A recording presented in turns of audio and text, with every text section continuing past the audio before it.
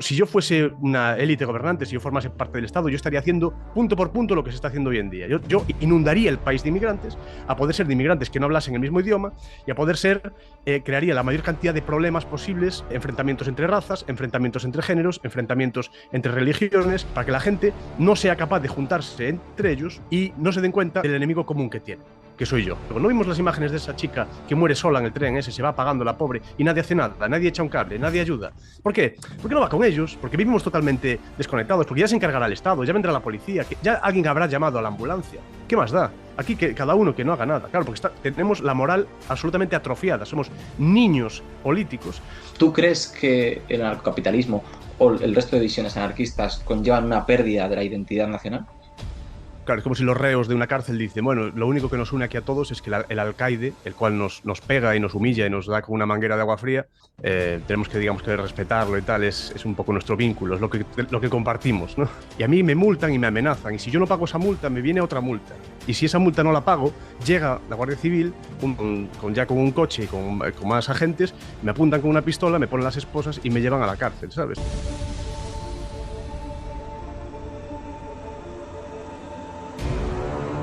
Andrés Carames, ¿qué tal? ¿Cómo estás? Muy bien, encantado de estar aquí, gracias.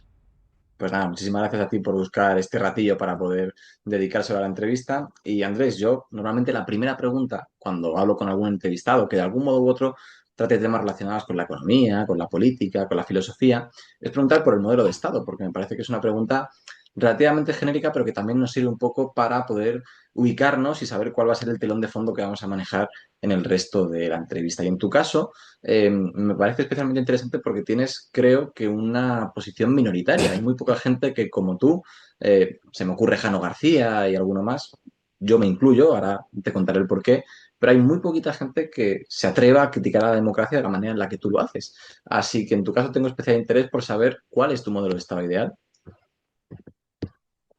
Vale, yo creo que claro, hay una diferencia entre un modelo de Estado o un modelo de, digamos, organizar la gente, organizar la llegada de los dirigentes al poder, ¿no? En el caso, mencionaste, digo, democracia, ¿verdad? Y modelo de Ujú. Estado.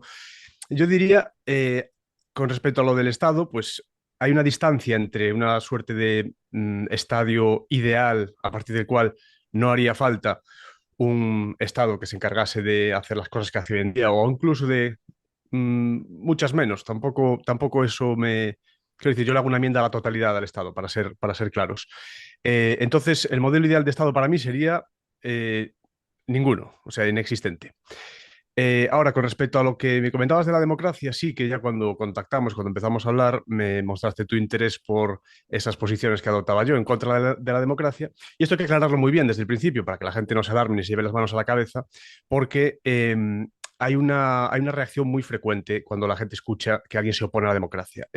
Nos han vendido que hay una suerte como de distinción dicotómica en el componente democrático, que es o estás a favor de la democracia o estás a favor de la dictadura. Eso es totalmente falso. O sea, esa es una falsa dicotomía, es una treta, es un truco que hace además los manipuladores, en este caso los manipuladores políticos, para que a cada persona que critique la democracia como método de elección de representantes o de políticos y tal, automáticamente pareciera como si se estuvieran apoyando pues una monarquía absoluta o una dictadura y todo eso, y no es cierto, para nada es cierto. Se puede criticar la democracia y no aceptar la tiranía. De hecho, yo me opongo tanto o más, de hecho diría más en este caso, a una tiranía que a la democracia. Eso no quiere decir que yo tenga que comprar la democracia necesariamente. Supongo que se entiende, ¿no?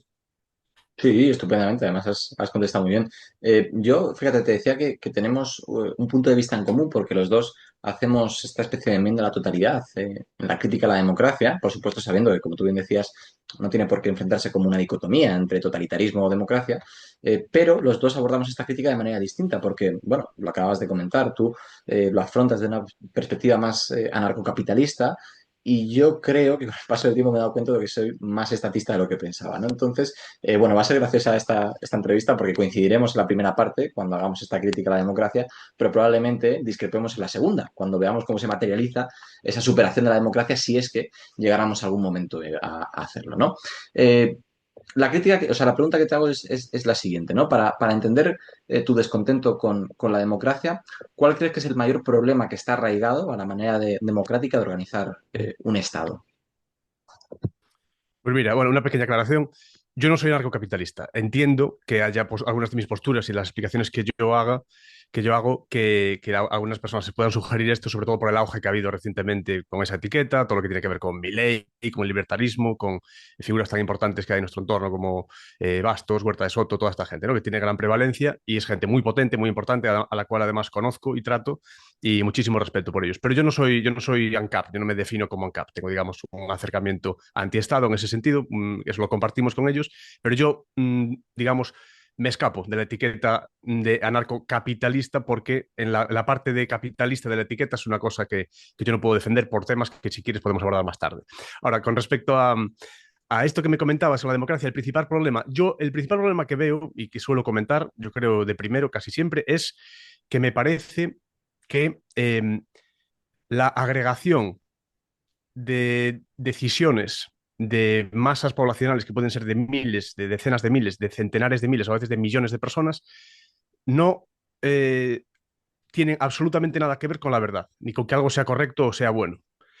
No se pueden agregar las decisiones de miles o de centenares de miles, de millones de personas en una decisión, ni eso debería representar una buena forma de escoger a una persona que después va a tener una serie de poderes para, digamos, afectar la vida de esas mismas personas cuyas decisiones se han agregado. No tiene ningún sentido. O sea, que una cosa lo digan 20 millones de personas no tiene nada que ver con que eso sea bueno o malo, sea más cercano a la verdad o lo sea menos. Estoy completamente de acuerdo con todo lo que has dicho, pero por matizar un poco, ¿no? Cuando dices que hay una verdad, me recuerda un poco a este discurso que cada vez comparto más, ¿eh? No lo voy a criticar. Un discurso un poco naturalista, en el sentido de que existe un derecho natural, una especie de verdad a la que no siempre la mayoría se acerca. En muchas ocasiones sabes que se antepone naturalismo, positivismo, de tal forma que muchas veces lo que aparece en una ley no tiene por qué ser aceptado por un naturalista que piensa que hay una especie de derecho natural y de verdad. ¿Tú crees o defiendes posturas naturalistas? No, y de hecho, vamos a ver, precisamente ayer estaba hablando con un amigo de esto por la tarde, de la cuestión esta de la verdad. Yo creo que todo lo que podemos hacer normalmente es asumir que somos seres imperfectos, seres falibles y que si acaso lo que podemos hacer es intentar ir hacia la verdad o acercarnos a la verdad, independientemente de que sea posible o no alcanzarla o conseguirla. De hecho, creo que nosotros operamos y solo podemos operar en este mundo dando por hecho que hay una serie de verdades. Ahora, yo no me considero objetivista. Yo tengo un componente, digamos, de subjetivismo muy fuerte porque creo que eh, hay una serie de, digamos, de resortes bajo los cuales todos vivimos que solo se pueden explicar de manera intersubjetiva. Es decir, son éticas, si se han codificado, sino, bueno, pues morales, eh, digamos, compartidas en comunidades, una serie de normas compartidas, una serie de valores aceptados en común, que para esa comunidad en concreto, que forma parte de esos valores, que está bajo el paraguas, digamos, de esos valores, son compartidos y para ellos, digamos, que funciona así. Ahora, esto no quiere decir, no quiere tampoco decir que yo me acerque a una especie de relativismo absoluto, donde aquí todo vale y cada uno. No, pero eh, a lo que voy es a que de haber verdades objetivas, todo lo que podemos hacer nosotros como seres, digamos, falibles, seres imperfectos, es tener una tendencia hacia ellas y a, a descubrirlas o intentar descubrirlas. Es lo que nos hace ir un poco hacia adelante y es lo que nos, digamos, nos mantiene activos en la vida en general, tender hacia eso, independientemente que podamos conseguir o no, que yo creo que como seres imperfectos que somos, no lo podemos conseguir. Esa sería mi posición hacia las verdades objetivas. Andrés, a mí una de las cosas que más me preocupa de la democracia, a pesar de que comparto la crítica que hacías hasta ahora, es el hecho de que todo el mundo pueda votar, porque yo soy partidario de que si a una persona se le tiene que exigir un mínimo de conocimiento para que apruebe un carnet y pueda conducir, o para que apruebe un examen de medicina, y saque la carrera, el MIR y pueda operar, una oposición para ser juez, abogado del Estado y pueda juzgar, yo creo que también se tendría que exigir un conocimiento mínimo a través de alguna prueba que acreditara que las personas que van a acudir a las urnas el día de las elecciones tienen los conocimientos mínimos como para poder votar. Yo esto lo digo muchas veces, una persona que no sabe distinguir entre un Congreso y un Senado es una persona que demuestra que no sabe para qué sirve cada una de las dos papeletas que tiene que meter en la urna, ¿no? Entonces, en este sentido, sí, yo me considero de cierto modo tecnócrata o defensor del sufragio censitario, no desde el punto de vista de que quiera prohibir a un determinado colectivo minoritario o discriminado el voto de origen, sino que creo que todo el mundo debería poder acceder a votar, pero siempre y cuando podría hacer efectivo ese derecho única y exclusivamente cuando manifestara ese conocimiento, ¿no? ¿Qué opinas de esto? ¿Te consideras también un defensor del sufragio censitario? No, en absoluto. Yo, en todo caso, lo que haría sería extender esa duda sobre si la mayor parte de la población tiene conocimientos suficientes como para saber qué votar, la extendería a toda la población, desde la persona con menos conocimiento, la persona más analfabeta, que no sepa ni siquiera leer, que no tenga ningún tipo de conocimiento de nada, hasta el catedrático más prestigioso y más reconocido, etcétera. Porque ninguna de esas personas, eh, a la hora de elegir digamos, una vez más, de agregar sus votos para escoger a alguien que va a representar a esas personas y también a aquellas que no votaron, va a saber qué le conviene a un grupo de población amplio, como el que mencionábamos hace un rato. O sea, el catedrático no lo sabe, la persona analfabeta no lo sabe tampoco, y la persona a la que vayan a elegir, que vaya a representar a esas personas, tampoco sabe qué es lo que le conviene al catedrático, qué es lo que le conviene a la persona analfabeta y qué es lo que le conviene a todas las otras personas, por ejemplo, que no han votado. Además, que sería muy injusto también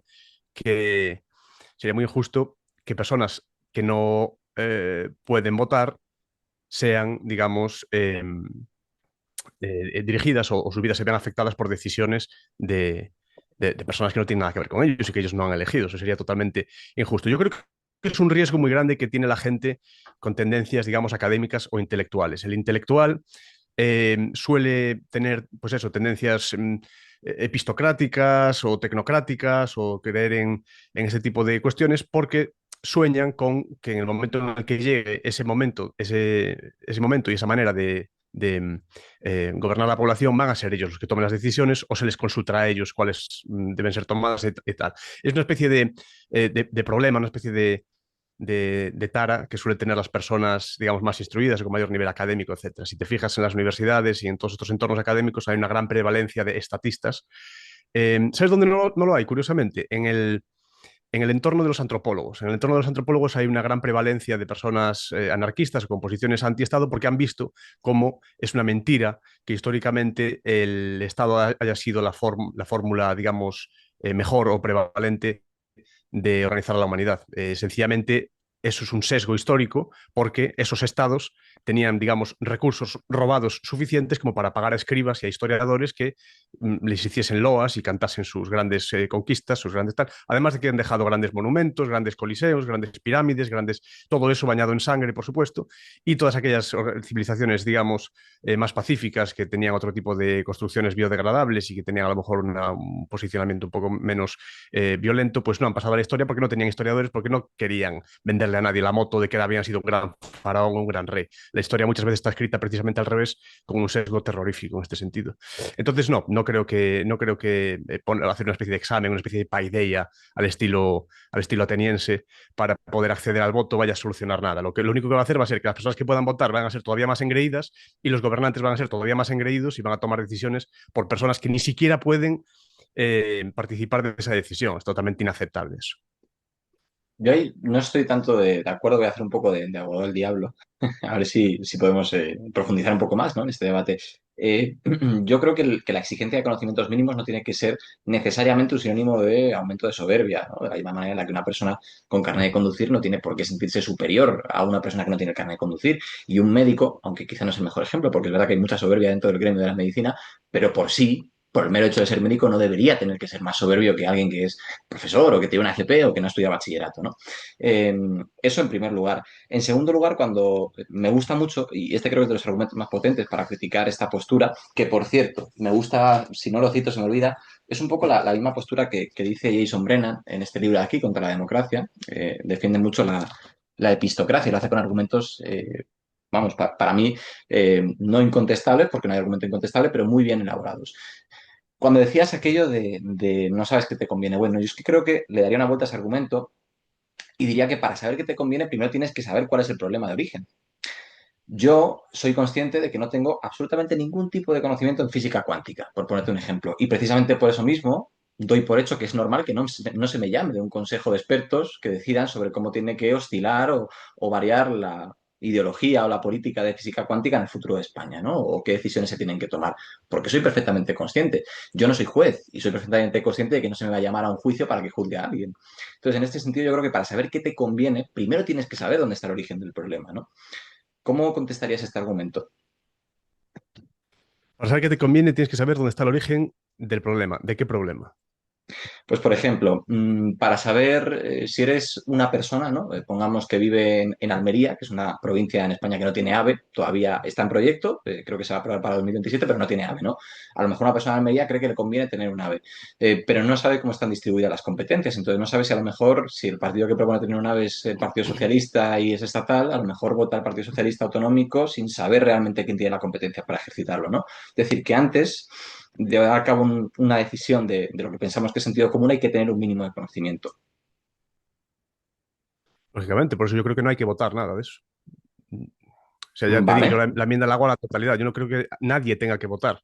vale. Ese es el problema. No creo que haciendo que menos personas voten y supuestamente más instruidas vaya a solucionar nada, porque además habría que ver suficientemente instruidas en qué, en economía, en conocimiento de política, en conocimiento de física, de biología, de medicina, ¿de qué? ¿Instruidas en qué y para qué en concreto? Ujú. Además, que esas personas pueden saber mucho de esas cosas, pero luego las decisiones políticas que tomen tener una especie de postura utilitarista, que yo nunca voy a poder aceptar el utilitarismo, que sea muy bueno para aquello que ellos están promulgando, pero muy malo para otros. Ese es otro de los problemas de la democracia. También de la tecnocracia y de todos. Es decir, esto es bueno para la mayor parte de la gente, ya. ¿Y qué le dices a la menor parte de la gente, a la minoría que está peor que antes de haber tomado esa decisión? ¿Qué les explicas? Esto me interesa muchísimo. Si nadie debería votar, ¿cómo se organiza el poder entonces en un Estado para ti?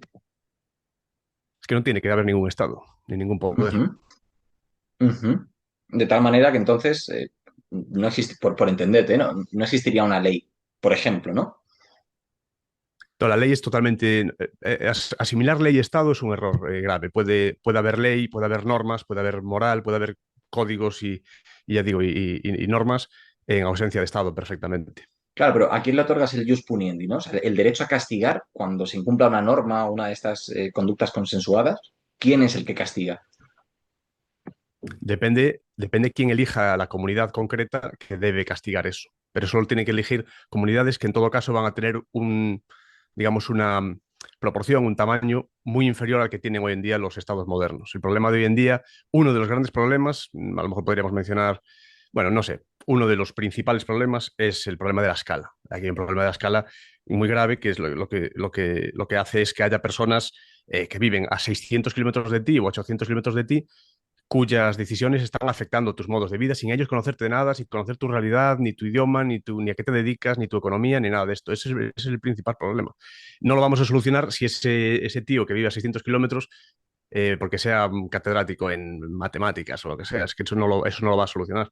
Las cosas tienen que solucionar y se tienen que decidir localmente, siempre, y voluntariamente. Ujú. Me interesaba mucho lo que comentabas al principio de la entrevista, Andrés, sobre que no te consideras anarcocapitalista porque, bueno, no puedes decir de ti mismo que eres procapitalista. ¿Cuál es la crítica que le haces en este sentido al capitalismo? A ver, la mayor parte de la... Yo conozco a mucha gente en este entorno del anarcocapitalismo y la mayor parte de la gente que hoy en día se autodefine como anarcocapitalista realmente son anarquistas de libre mercado.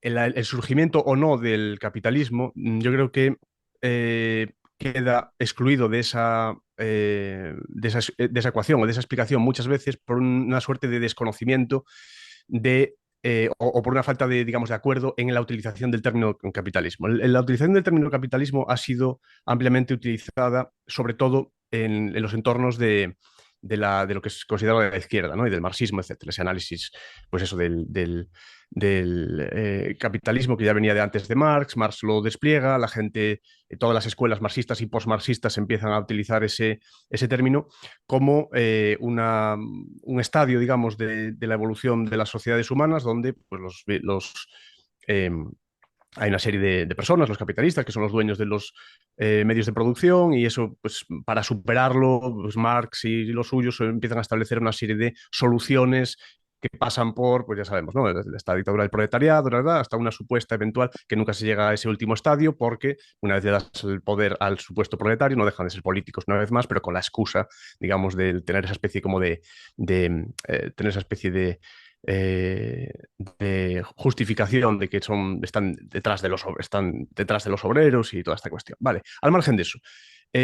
A lo que muchas veces la gente le llama capitalismo, en realidad que ellos quieren decir libre mercado. ¿Por qué yo critico la etiqueta de capitalismo? Porque hay que entender que una cosa que a casi nadie le suele gustar, incluso a los anarcocapitalistas, que es que haya grandes cantidades de dinero, de medios, de recursos o incluso de medios de producción acumulados en pocas manos, estas grandes corporaciones, estos megabancos y toda esta cuestión, no se pueden desligar de lo que son los propios orígenes del capitalismo, y en los propios orígenes del capitalismo está la influencia del Estado. No existe el capitalismo tal y como lo conocemos hoy en día y tal como se empezó a desarrollar más fuertemente en la época de la Revolución Industrial, de no haber sido por el Estado. El Estado y o digamos el protoestado, las versiones anteriores del Estado, ya desde las épocas feudales, con sus intervenciones y sus regulaciones, con su coerción, lo que hicieron fue sentar las condiciones de posibilidad para que luego sus amigos corporativistas, que muchas veces eran ellos, eran sus amigos, era el conde de no sé qué, el noble de no sé cuánto, el aristócrata de bla, bla, bla, pudiesen dar aquellas industrias hacia las cuales eran empujadas masas de trabajadores desde las zonas rurales, a las cuales a través de impuestos y de regulaciones se les había sustraído sus modos de vida, de tal manera que la mejor opción que tenían era irse a trabajar a esas fábricas. No existe el capitalismo y no se hubiese dado como se dio de no haber sido por la existencia del propio Estado. Entonces, detrás de esa etiqueta está el Estado. Si yo me pongo al Estado, no puedo no oponerme a cómo se produjo el capitalismo en un primer término. ¿Quiere esto decir que yo abogue por ejemplo, que yo esté en contra de la propiedad o que yo esté en contra para nada? Yo estoy a favor del libre mercado, a favor de los libres intercambios, de los intercambios voluntarios y de la toma de decisiones voluntaria y autónoma de las personas. Eh, y lógicamente, pues estoy en contra de la propia existencia del Estado como aparato monopolístico de la violencia y de coerción, lógicamente. Pero esa es la razón por la que me pongo a eso, porque capitalismo tal y como lo entendemos y como lo maneja la mayor parte de la academia, la mayor parte de las personas, y el Estado, pues iban en paralelo, y el Estado era la precondición de que surgiese ese estilo de capitalismo en concreto. Ahora, yo estoy a Ujú, favor del libre mercado y del libre comercio, claro. ujú. Vale, muy interesante. La verdad es que nunca no había pensado así. Yo, fíjate, una de las críticas que le hago al anarcocapitalismo, y creo que se lo dije a Anso Bastos cuando le entrevisté aquí en el canal, era que para mí el anarcocapitalismo lleva aparejado una especie de pérdida de identidad de la soberanía de los países, ¿no? Es decir, un país, y creo que se puede extrapolar a casi cualquier tipo de anarquismo, anarquismo filosófico, anarcosindicalismo, anarcocapitalismo. Todas estas vertientes creo que llevan aparejadas esa pérdida de la identidad nacional, ¿no? Yo creo que si el Estado desaparece, nos guste más o nos guste menos, se pierde con el Estado parte de las costumbres que han formado o que han permitido que ese Estado exista hoy en día por la historia y la cultura en común. ¿Tú crees que el anarcocapitalismo o el resto de visiones anarquistas conllevan una pérdida de la identidad nacional? ¿Por qué se perdería? No entiendo eso. ¿Por qué si desaparece el Estado se pierden esos elementos Pues culturales? Pues porque yo creo que el Estado, en primer lugar, tiene una carga simbólica, ¿no? Yo no soy especialmente defensor de la monarquía, pero creo que la monarquía es un símbolo, evidentemente. Entonces, la pérdida de la monarquía o de la república, si fuéramos un Estado tradicionalmente republicano, sería en primer lugar acabar con una de las buques insignias de la historia de un país. En segundo lugar, porque creo que el Estado, como te decía, es el resultado de una tradición común. Es lo único que nos puede hacer común estar sometido a un mismo número de leyes, de normas, de ordenamiento jurídico a todos los españoles. Entonces, si se van perdiendo este tipo de cosas, creo que se pierde parte de la identidad nacional que ha permitido que el Estado sea tal y como es, o que este país funcione tal y como funciona. Pero es un elemento simbólico tanto para el madrileño que es nacionalista y lleva una bandera de España pegada en el coche, como para el chaval de 17 años vasco que recibió un disparo, por ejemplo, de un guardia civil. Bueno, o sea, O de un nacionalista catalán, o de un nacionalista valenciano, o de un nacionalista gallego, por ejemplo. claro, es que ahí es a donde voy, ¿no? Que incluso teniendo discrepancias regionalistas o identitarias dentro de los propios españoles, lo que nos hace común es estar sometidos al mismo ordenamiento jurídico. Si eso desaparece, porque desaparece el Estado, desaparece lo único que nos puede vincular entre españoles. Pero ¿esa vinculación es voluntaria o ha sido forzosa y Ah, obligatoria? bueno, por supuesto el derecho es coercitivo, yo ahí te doy toda la razón. O sea, nadie acepta someterse a un ordenamiento jurídico, eso es algo que te Es viene como dado por si, el país en el que estás. es como si claro, es como si los reos de una cárcel dicen, bueno, lo único que nos une aquí a todos es que el alcaide, el cual nos pega y nos humilla y nos da con una manguera de agua fría, es un poco lo que nos une a todos y tenemos que digamos, que respetarlo y tal, es un poco nuestro vínculo, es lo que compartimos, ¿no? Claro, eso sí entendiéramos que es justo equiparar un ordenamiento jurídico, un sistema normativo a una cárcel o a un alcaide, ¿no? Yo creo que sí, o sea, por ejemplo, cuando hablas de la crítica a la presión fiscal, que he visto un vídeo tuyo hablando de eso, muy bueno, por cierto, estoy de acuerdo. Gracias. Creo que habría que rebajar la presión fiscal, que la presión fiscal en España es excesiva, que nadie elige su régimen de tributación, siempre todo el mundo, los autónomos están andando y con razón, ¿eh? Buscando los recovecos de la ley para poder tributar menos, estar menos asfixiados, y es normal, y lo entiendo. Pero también hay leyes que lo que te permiten es garantizar bienes jurídicos, protegerlos de manera legal para que se respete en una sociedad en la que no todo el mundo lo respetaría si no existiera esa juridificación de un bien jurídico, ¿no? No existe hoy en día, o sea, hoy en día en la teoría sí, pero no existe la propiedad privada, por ejemplo, en España, por muchas leyes que haya. Hay miles de leyes, miles de normativas, pero la propiedad, por ejemplo, no está respaldada ni está protegida. Algo es tuyo. Vamos a ver, aquí hay muchas maneras de justificar esto. Yo tampoco soy experto en derecho ni nada de esto, pero bueno, sí, hay destilaciones del derecho que vienen de muy antiguo, del derecho romano incluso, ¿no? Aquello de utendi, fluendi, abutendi, ¿no? O sea, derecho de uso, de fruto y de abuso. Vale, yo soy propietario de mi ordenador porque puedo usarlo, soy propietario de mi ordenador porque aquellos frutos de lo que dé mi ordenador yo me los puedo, digamos, quedar porque lo he hecho yo, y Ujú. soy dueño de mi ordenador porque puedo coger un bate de béisbol y reventarlo también porque es mío y tal. Sin embargo, hay muchas cosas en España, como por ejemplo vehículos, casas, fincas, arboledas, cosas así, para las cuales una o dos de esas cosas no tienes la capacidad de llevarlas a cabo. Entonces la propiedad plenamente no existe. Lo que tenemos es una especie como de usufructo donde el Estado nos deja hacer algunas cosas y otras no. Yo, por ejemplo, donde yo vivo hay cosas que yo en mi casa no puedo hacer, o hay cosas que yo a mi finca no le puedo hacer, hay cosas que yo no puedo plantar. La casa que yo construya tiene que tener una serie de condiciones. ¿Eso es propiedad? No. De momento me dejan usarla y estoy allí, pero yo, por ejemplo, tengo algún terreno donde si yo cojo tierra de allí y la cuezo y hago ladrillos y con mi propia tierra, mis propios árboles, mi propia cosa, me construyo una casa, viene la Guardia Civil y me multa. Y a mí me multan y me amenazan. Y si yo no pago esa multa, me viene otra multa. Y si esa multa no la pago, llega la Guardia Civil ya con un coche y con más agentes, me apuntan con una pistola, me ponen las esposas y me llevan a la cárcel, ¿sabes? Entonces, eso de que existe la propiedad es falso, totalmente falso. No existe la propiedad en nuestro entorno. Decías, Andrés, que esto me encanta, como te comentaba antes fuera de cámaras, porque hay muy pocas personas que puedan defender estas ideas con la argumentación y con la contundencia con la que tú lo haces. Y me encanta tener la ocasión de poder charlar con personas así. Decías que en España no existe la propiedad privada, ¿no? O que no se garantiza del todo. Yo creo, no me gusta mucho erigirme en pro de la defensa del orden establecido, que si siempre suelo estar más en el lado de llevar la contraria, pero en este caso, por hacer un poco de abogado al diablo, yo creo que sí que el ordenamiento jurídico te da ciertas herramientas para defenderte de intromisiones en tu propiedad privada, ¿no? La inviolabilidad del domicilio, se me ocurre, es la más evidente. Tú puedes decidir quién entra en tu casa y quién no. Eh, Ahora bien, lo que pasa es que hemos entendido que incluso en este tipo de casos existen ciertos límites que pueden limitar estos derechos que te defienden a ti de la propiedad privada siempre que se justifique con un bien general o un bien público. Claro, yo creo, poniéndome un poco desde tu punto de vista, que la única manera en la que se puede mantener tu argumentación es pensando que no puede existir un bien público o no puede existir No nada que esté existe un por bien encima. público. Vale, ahí quería ir. ¿Por qué no? ¿Por qué crees que no existe un bien público?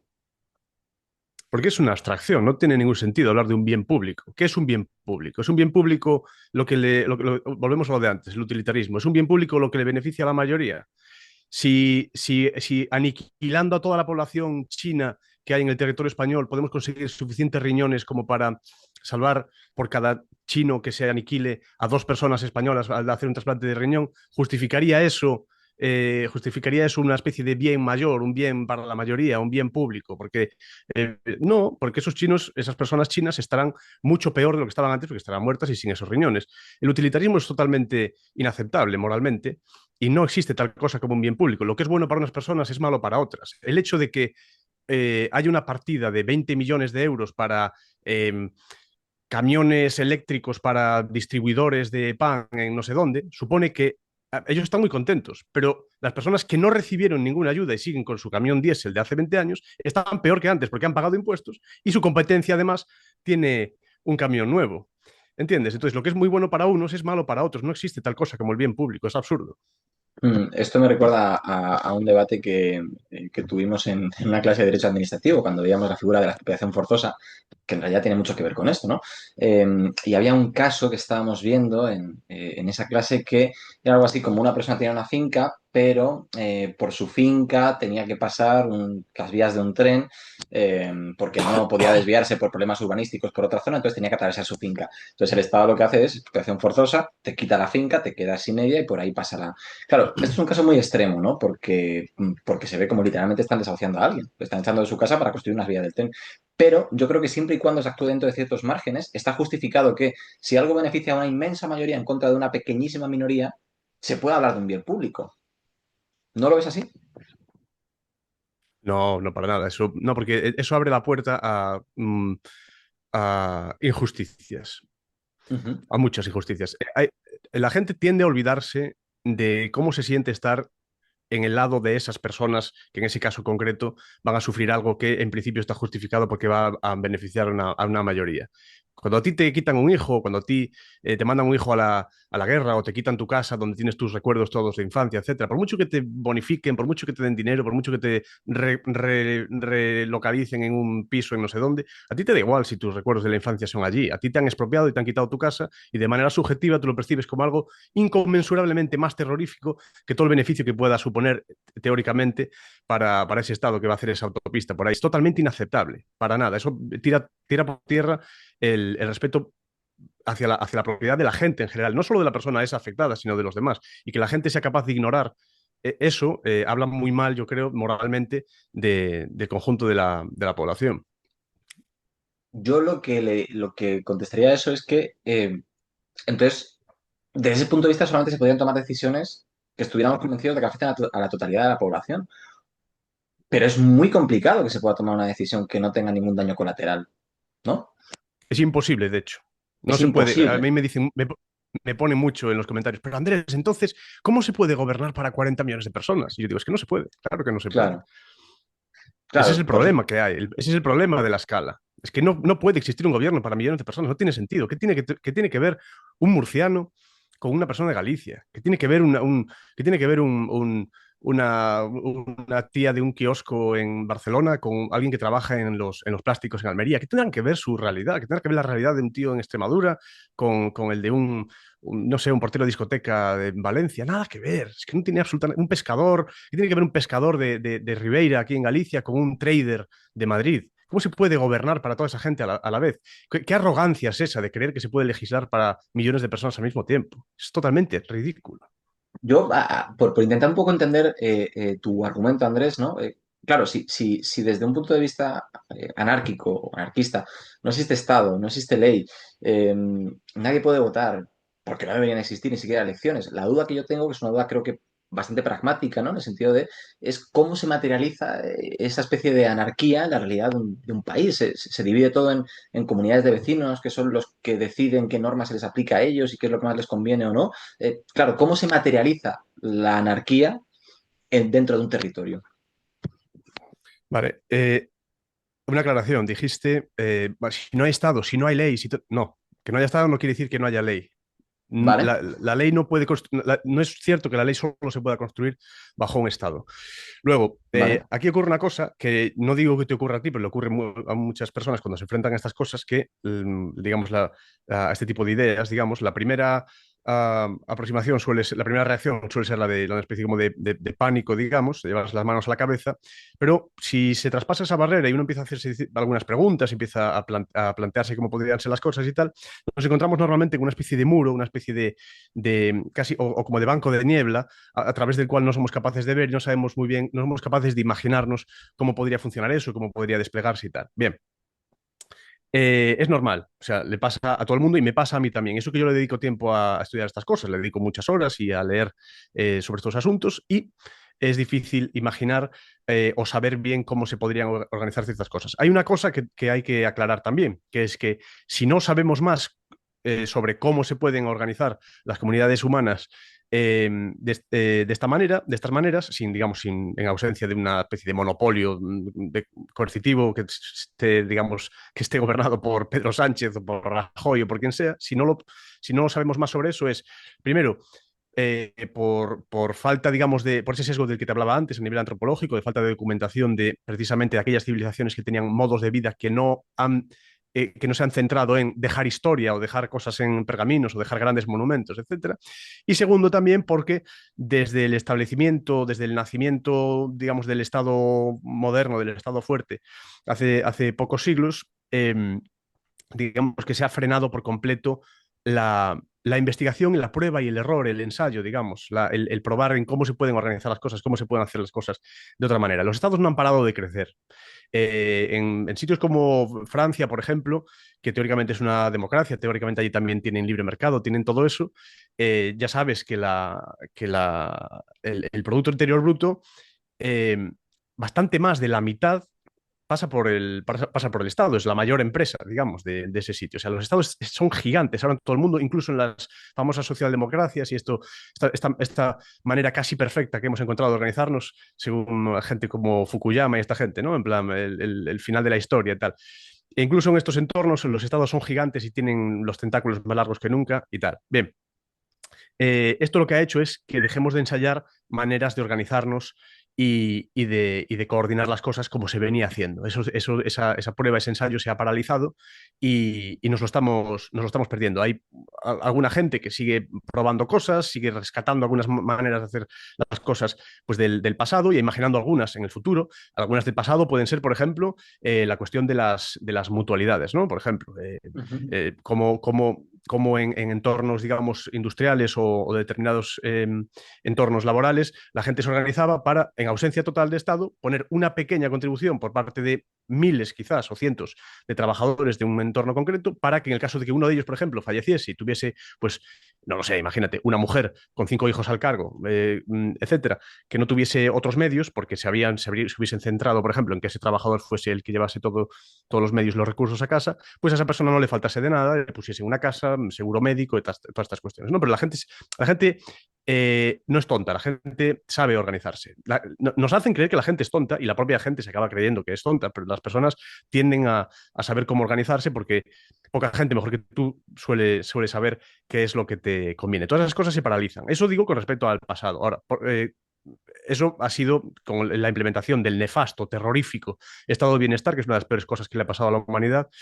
Se ha perdido, perdón, y se ha dejado de ensayar. Ahora, con respecto al futuro, hay otras cosas que se están ensayando, que se están implementando y que pueden ir en la línea también de esta especie de autonomía. Por ejemplo, cosas como el Bitcoin, como todo este tipo de tecnologías open source, también no solo tecnologías, digamos, de corte digital o electrónico, sino también hay diseños de esto de ya digo, de open source o de copyleft, todo este tipo de diseños industriales, de motores que son libres, de código abierto y estas cosas, que para mí son muy, muy prometedoras para darle una suerte de autonomía a la gente en general, para que pueda acceder ya no solo a maneras de producir cosas y de organizarse, sino también de coordinarse y también coordinarse incluso legalmente. O sea, que no haya Estado no quiere decir que no haya ley, básicamente. Y hay muchas maneras de organizarse, pero no se están ensayando, por decirlo así.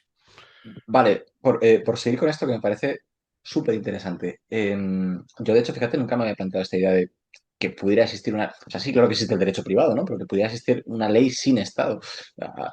Te reconozco, yo no lo enfrento con pánico, porque quiero decir, yo escucho personas con posturas muy diversas y creo que el respeto es la base de todo, pero sí con incertidumbre y con desconcierto, ¿no? Y por eso voy a aprovechar que estás aquí para un poco picarte más y intentar adentrarnos más en este tema. Si existe ley sin Estado, mi pregunta es, ¿cuánto de descentralizada tiene que estar una ley? ¿A cuánto se descentraliza? No se descentraliza un país, porque ya hemos visto que no hay un Estado que ponga una ley común para los ciudadanos. Entiendo que una comunidad autónoma tampoco, porque son microestados dentro de un mismo país. A las provincias probablemente tampoco, porque tú decías que esto tiene que estar más en el ámbito local y en los municipios, pues bueno, a lo mejor hay comunidades de vecinos que tienen intereses distintas a otras. Pero dentro de una comunidad de vecinos igual hay un vecino del cuarto piso que quiere poner una pista de pádel y el del tercer piso quiere poner en la urbanización una piscina y el otro una cancha de squash. Entonces, ¿cuánto de descentralizada tiene que estar la ley si es que se puede coexistir al mismo tiempo una ley y una anarquía? Todas esas cosas que has mencionado son consecuencia de la existencia del Estado y de la expansión del Estado. Tanto a nivel nacional, como dijiste antes, la prevalencia del Estado a nivel nacional, como esa especie de, lo de las comunidades autónomas, esa especie como de mini estados o estados con menos competencias que mencionabas, a los cuales alguna gente se opone. Hablando de redundancias, cuando las redundancias es una de las mejores cosas que pueden ocurrir, menos mal que hay redundancias, porque si no tendríamos una misma ley para unas mismas regulaciones para todo el mundo y eso es nefasto. Lo mismo, por ejemplo, al nivel de lo que dijiste de comunidad de vecinos, de edificios, etcétera. Ujú. La propia existencia de los bloques de edificios de 15 plantas, la gente apiñada ahí en las ciudades, etcétera, también tiene que ver con la existencia del Estado. No habría esos mamotretos y esas personas acumuladas ahí de no haber sido por los estados también. Entonces, claro, ya sé que parece que se lo achaco todo a eso, pero es que claro que hay una correlación directa. Todo eso para mí es una especie de cáncer, es un gran tumor, del mismo modo que las grandes ciudades lo son. Las grandes ciudades para mí son una especie de melanoma social, una especie de gran problema, de gran infección, una especie de agujero negro de recursos y de recursos humanos también, que, aunque no me gusta este término de recursos humanos, pero bueno, de personas que hay que intentar evitar por todos los medios. Entonces, maneras de organizar estas. Yo no soy, ya te digo, no soy experto en derecho, ni experto en leyes, ni nada de esto. Hay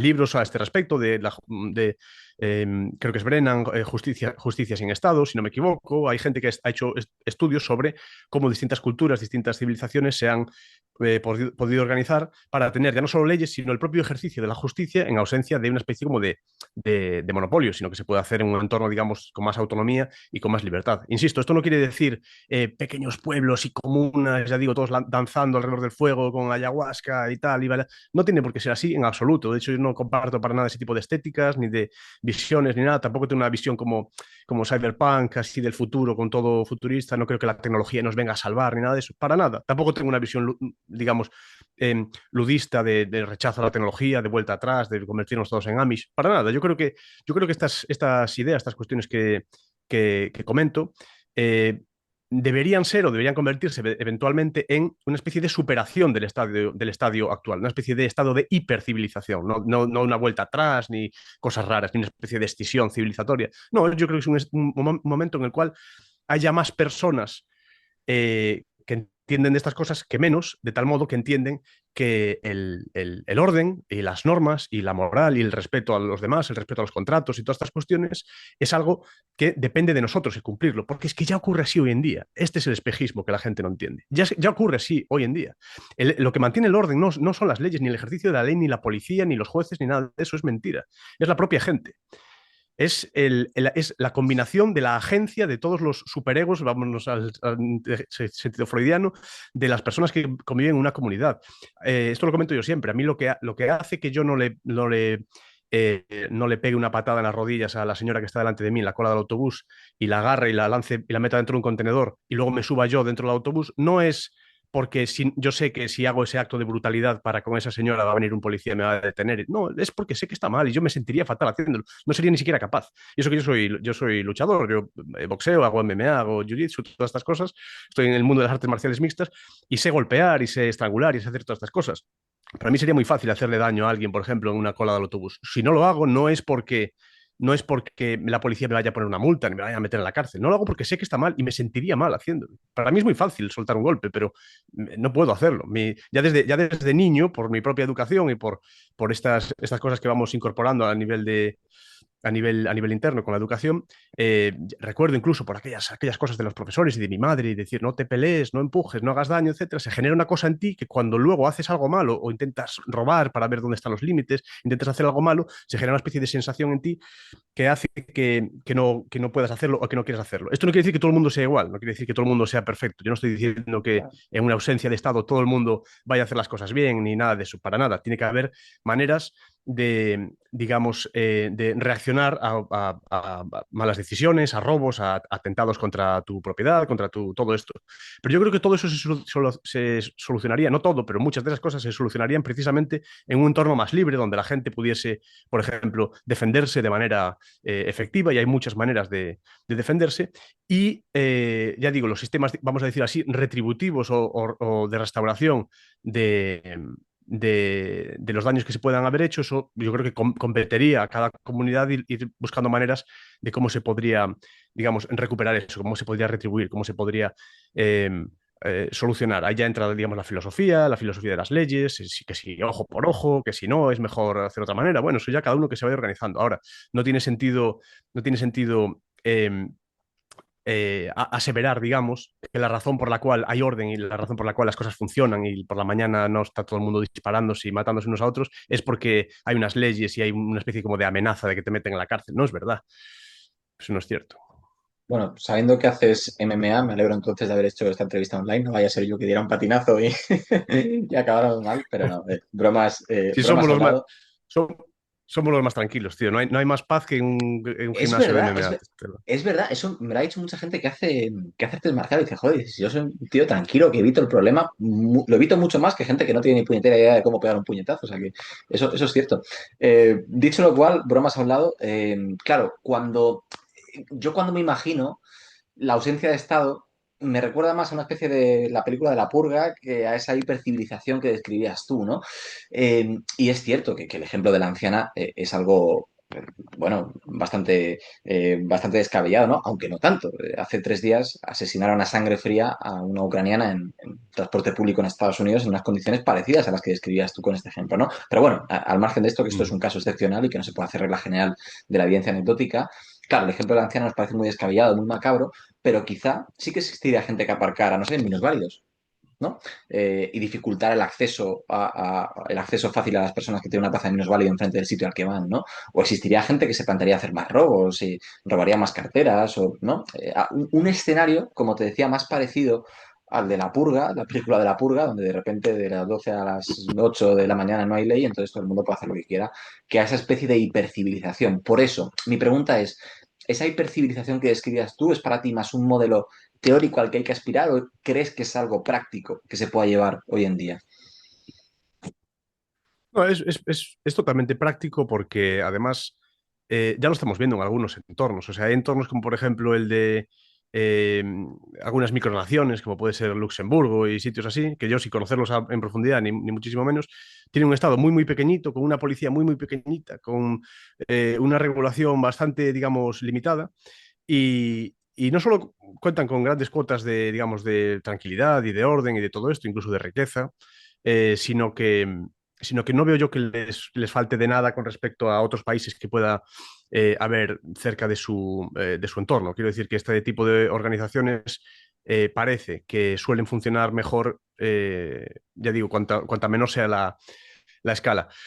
Ahora, hay una discusión muy, muy típica, un planteamiento, un ejercicio mental dentro del mundo del libertarismo, que es la cuestión esta del botón rojo, ¿no? Del botón, si aprietas, esto era una cuestión de, creo que era Rothbard, Murray Rothbard, había el planteamiento este de, ¿pulsarías el botón? Si hubiese un botón, el cual pulsándolo al día siguiente se eliminase el estado, lo pulsarías. Y aquí hay opiniones para todo el mundo. Hay gente que dice que sí, pase lo que pase, es mejor darle y ya está, y luego ya nos organizaremos. O hay gente que dice no, porque tal y como están dispuestas las cosas ahora, el Estado ha tomado cientos de miles, si no millones, de rehenes, de personas que dependen directa o indirectamente del Estado, de subsidios, de todo este tipo de cosas, y Y si lo pulsases mañana, pues si lo pulsases hoy y el Estado desapareciese mañana, se generarían problemas que serían difícilmente salvables porque falta una especie de, digamos, de cultura o de educación en este sentido. Y yo estoy bastante de acuerdo con eso. De hecho, ocurre lo mismo, por ejemplo, con la cuestión de las armas, ¿no? Yo, lógicamente, estoy totalmente en contra de la prohibición de las armas y de la regulación de las armas, etcétera, como no puede ser de otra forma, pero es cierto que si a mí me dijesen, oye, mañana pondrías armas disponibles sin licencia en Carrefour para que pueda ir todo el mundo a cogerlas y tal? Probablemente no, porque tal y como está organizada la sociedad ahora, tal y como está de infantilizada la gente y dado el nivel, digamos, de comprensión de este tipo de cuestiones que tiene la población hoy en día, sería bastante problemático. Seguramente surgirían problemas bastante graves si se tomase esa decisión. Entonces yo creo que es una cuestión más bien de eso, progresiva, evolutiva, si se quiere. No me gusta tampoco tocar mucho este tipo de términos como de evolución y tal, como si lo anterior fuese más bien una especie como de, sí, como de acumulación de conocimiento, una especie de trascendencia cultural, una especie de creación de una especie de espacios mentales comunes, de comprensión cultural, que haga que la gente empiece a ser menos infantil o que sea menos víctima de este tipo de discursos y poco a poco vaya siendo más autónoma, más, digamos, más valiente también, es una cuestión de la valentía, es importante, y sobre todo, pues ya digo, que tenga más conocimiento de estas cosas. Hoy en día el desconocimiento sobre esto es total, es terrorífico, no hay nada más que ver cómo escribe la gente en los comentarios, el tipo de argumentos que dan, totalmente infantiles, totalmente huecos y peligrosos además, porque la gente en este sentido suele ser la gente más peligrosa y lo estamos viendo estos días además con despliegues de violencia, violencia política, etcétera. Y esto tiene que ser una cosa progresiva, ya digo, no es de la noche a la mañana. Y ya digo, si nos enfrentamos a ese tipo de imaginarios, como de, ya digo, de una cosa así como tribal o como una cosa de Mad Max o una cosa de La Purga, todo eso, es porque básicamente no tenemos herramientas ni recursos mentales ni recursos antropológicos, ni conocemos bien la historia, además que nos han vendido una cosa que no es, y es que es esta cosa jovesiana totalmente errónea de que el homo homini lupus, ¿no? El hombre es un lobo para el hombre. ¿Qué va, hombre? Eso nos lo han vendido para vendernos con el pack, el pastor, que nos tiene que, a las ovejas nos tiene que decir por dónde tenemos que ir y tal, pero eso es totalmente erróneo. Pero ahora creo que te voy entendiendo más. O sea, me ha gustado mucho esta explicación, ¿no? Claro, tú lo que dices es que, a ver si es verdad que te he entendido, ¿no? Tú lo que dices es que aspiras a una especie de sociedad donde cada uno sea consciente de lo que le conviene y lo que no, y tenga la responsabilidad suficiente como para poder actuar en consonancia con ella, ¿no? Sin necesidad de que haya alguien que te dicte o te imponga esa coerción de que te conviene y que no, y por eso decida sobre ti por encima de tus intereses, ¿no? Es más o menos un poco, grosso modo, esta idea. Sí, va por ahí, es decir, la... Mira, hay una especie de... No sé quién estudió esto, la verdad, no sé ahora mismo citar, no sé quién fue, pero se estudió que hay una especie de correlación directa entre las sociedades que tienen mayor represión interna, una correlación entre la represión interna, digamos, y la represión externa. Aquellas sociedades que tienen una mayor represión interna tienen o necesitan una menor represión externa. Por ejemplo, ¿a qué me refiero con represión interna? Educación, modales, normas, moral en general, donde impera la moral, donde la gente es buena gente, donde la gente es buena persona, etcétera, suele, digamos, suele hacer falta menos represión externa y además suelen demandar menos represión externa o incluso pedir menos. Son sociedades normalmente más libres, porque digamos que ya se coaccionan ellos mismos bajo su propia moral, pero no hay nada más, no hay nada más libre que la coacción de uno a uno mismo. O sea, deja que ya me controlo yo. Esas son las sociedades verdaderamente libres. No quiere decir que aquí cada uno haga lo que quiera, no, como nos vende la anarquía. Gastón Leval en su libro El Estado en la Historia, analiza el término de anarquía, como los propios anarquistas muchas veces lo han utilizado de manera peyorativa, y eso es un error también. Pero bueno, la anarquía es el mayor de los órdenes posibles. Pero bueno, ¿por qué, por qué esto ocurre así? Porque la gente, cuando se controla a sí misma a través de este tipo de mecanismos, lo que ya digo en psicología freudiana se llamaría, por ejemplo, el superego, los modales, la educación, las maneras, los modos, los protocolos, etcétera, todo esto, no solo hace falta menos represión externa, sino que quieren menos represión externa. Ahora, ocurre otra cosa también al revés. Cuidado, son vasos comunicantes. Cuanta mayor represión externa haya, más se atrofia el despliegue de la represión interna y la gente se vuelve más infantil y de tal manera que luego ocurre algo en la calle y la gente dice, pero vamos a ver, pero ¿dónde está la policía? Que aquí nadie está haciendo nada.